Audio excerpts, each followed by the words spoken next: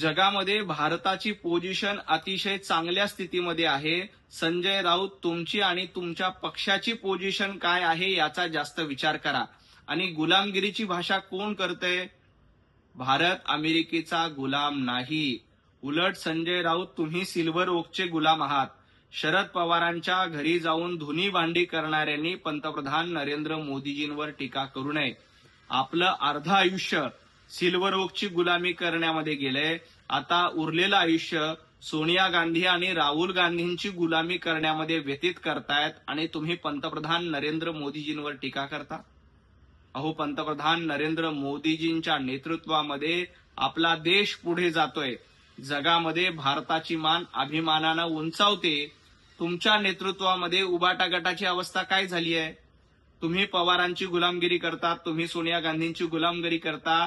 त्यामुळं जे स्वतः गुलाम आहेत त्यांनी इतरांवर बोलू नये, तो त्यांना अधिकार नाही. 140 कोटी जनतेचा पंतप्रधान नरेंद्र मोदीजींवर विश्वास आहे आणि मोदीजींच्या नेतृत्वात हा देश पुढे जातोय आणि पुढे जात राहणार. लोकसभेचं सभागृह चालवण्यासाठी ओम बिर्लाजी सक्षम आहेत. इंडी आघाडीची भेंडी करपली आहे आणि इंडी आघाडीच्या ठिकऱ्या उडाल्या. त्यामुळं या निमित्ताने इंडी आघाडीला एकत्रित करण्याचा प्रयत्न केला जातोय आणि त्यामुळे लोकसभा अध्यक्षांच्या विरोधामध्ये अविश्वास ठराव आणला जातोय. संजय राऊत, तुम्हाला इतकंच सांगायचंय, ज्या पद्धतीनं महाराष्ट्रात महाविकास आघाडीचं अस्तित्व संपलं, अगदी त्याच पद्धतीनं देशामध्ये राहुल गांधींच्या आणि संजय राऊत यांच्या नेतृत्वामध्ये जी इंडी अलायन्स स्थापन झाली होती तिचंही अस्तित्व संपलेलं आहे.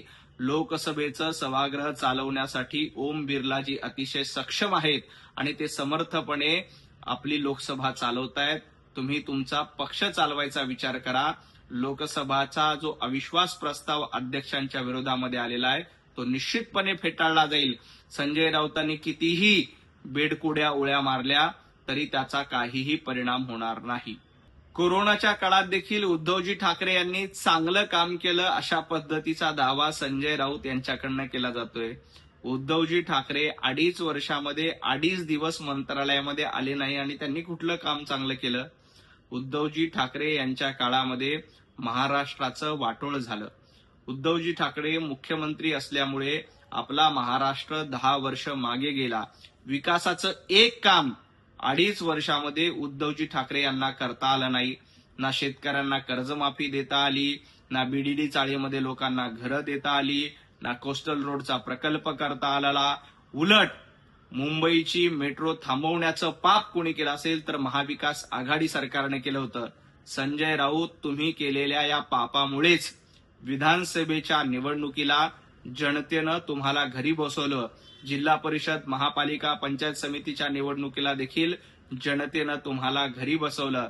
आता येणाऱ्या 25 वर्षामध्ये संजय राऊत आणि उभाटा गट यांना घरी बसण्याचं आवडतं काम करावं लागणार आहे, कारण जनतेचा तुमच्यावर विश्वास उरलेला नाही.